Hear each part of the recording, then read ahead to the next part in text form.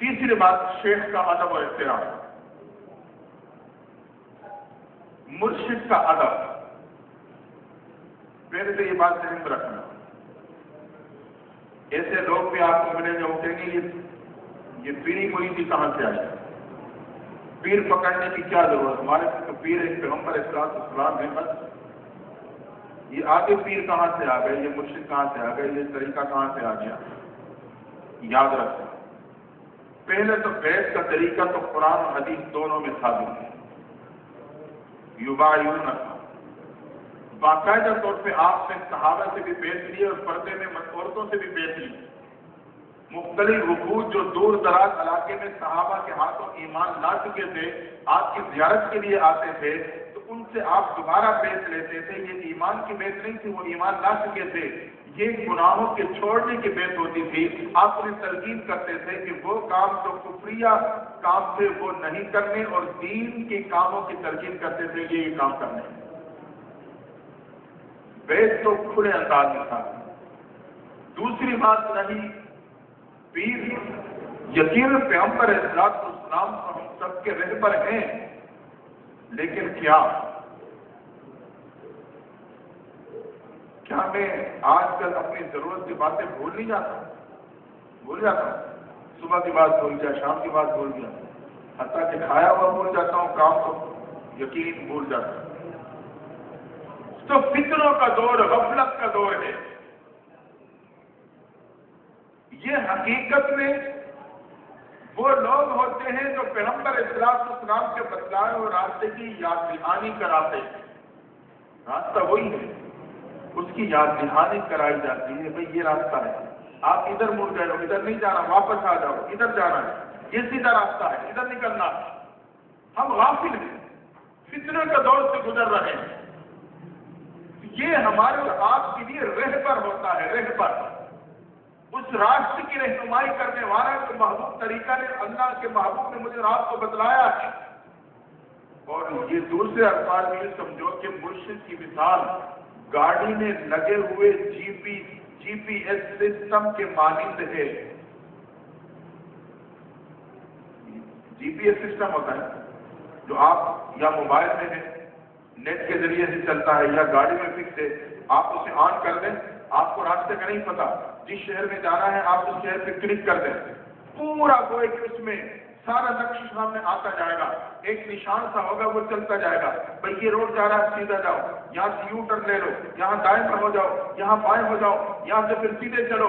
وہ آپ کو اس شہر تک اپنی جگہ تک پہنچا کے دم لے گا، آپ کو راستے میں رک کر کسی سے پوچھنے کی ضرورت نہیں پڑے گی۔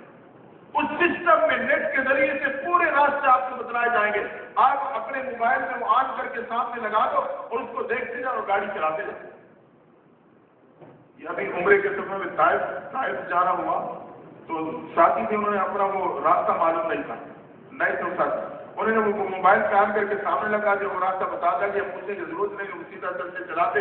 جو دوسری گاڑی سے انہیں تو راستہ معلوم تھا، وہ وہیں کے ساتھی تھے، اور راستے میں آگے پیچھے ہو گئے، انہوں نے وہ سسٹم آن کر کے بالکل وہ پوری رہنمائی کرتا کہ آپ طائف کے مقام پہ آرام سے پہنچے۔ تو یہ جی پی ایس سسٹم ہے، یہ جس کو رہبر اور پیر اور مرشد کہا جاتا ہے، یہ رہنمائی کرتے ہیں کہ راستہ میرے سے میں بھول چکا ہوں، میں بھٹک چکا ہوں، کسی غلط راستے پہ نکل گیا ہوں، یہ مجھے اور آپ کو رہنمائی کر کے اس راستے پہ لاتے ہوئے یہ سیدھا راستہ، اس پہ جاؤ گے تو منزل کو پاؤ گے۔ کیا اس کی ضرورت نہیں؟ اس کی بہت بڑی ضرورت ہے، بہت بڑی ضرورت ہے۔ یہ آج کل میرے اور آپ کی بنیادی اور دینی ضرورت ہے کہ مجھے کوئی رہنمائی کرنے والا۔ اچھا، پھر کوئی یہ بھی کہہ سکتا ہے کہ مجھے پتا ہے، میں سب کچھ جانتا ہوں، مجھے ضرورت ہی نہیں ہے کسی کے ہاتھ میں ہاتھ دینے کی۔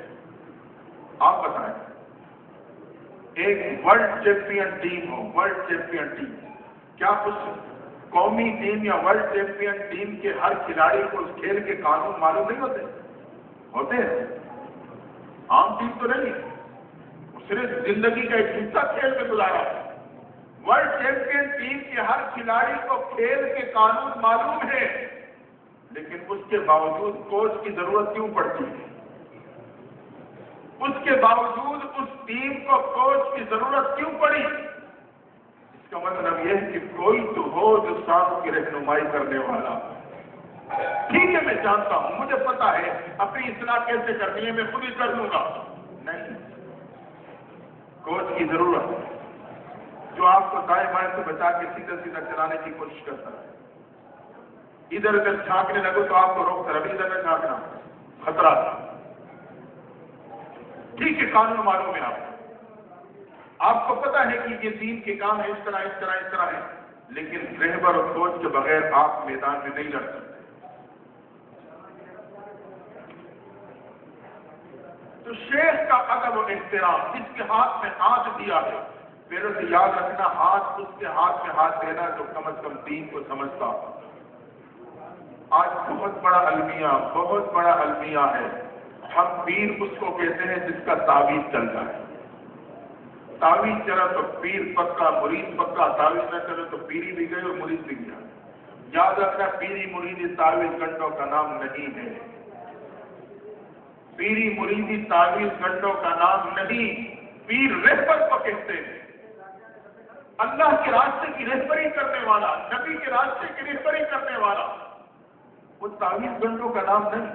हाँ, मैं तावीज से इनकार नहीं करता, हमारे बड़ों ने तावीज दिए, दब दरुस्त किया है, लेकिन बतलाना चाहता हूं कि जहन से ये बात निकाल दो कि ताल्लुक सिर्फ तावीज के लिए नहीं है। वजीफा और तावीज चल गया, दुनियावी काम चमक गया तो वाह जी पीर साहब के वाह हो गए, तो पीर को तो कुछ भी नहीं पता। याद रखना, ये पीरी मुरीदी का ताल्लुक ये सिर्फ एक ऐसा ताल्लुक है जो खालिसतन अल्लाह के ताल्लुक का जरिया है। इसको दुनिया के ताल्लुकात का जरिया मत बनाना। आज हमने इस ताल्लुक को भी दुनिया का जरिया बना लिया। पीर साहब से ताल्लुक जोड़ूंगा इसलिए कि मेरा कारोबार चल जाए, पीर साहब से ताल्लुक जोड़ूंगा इसलिए कि मेरी परेशानियां दूर हो जाए, पीर साहब से ताल्लुक पैदा किया इसलिए कि मेरे मुलाजिमत और रिश्तों के रुकावट का मामला है वो हल हो जाए। ये तो मैंने इस ताल्लुक को भी दुनिया के लिए बना दिया। दोस्तों, ये ताल्लुक है जिसको अल्लाह के ताल्लुक के लिए इस्तेमाल करना है। अगर अल्लाह के ताल्लुक के लिए इस्तेमाल कर लिया और वो ताल्लुक मिल गया, ये तमाम तर चीजें मेरे और आपके खुद ब खुद पूरी हो जाएंगी। इसको दुनिया के लिए इस्तेमाल करें, इसको खालिसतन आखिरत के लिए छोड़।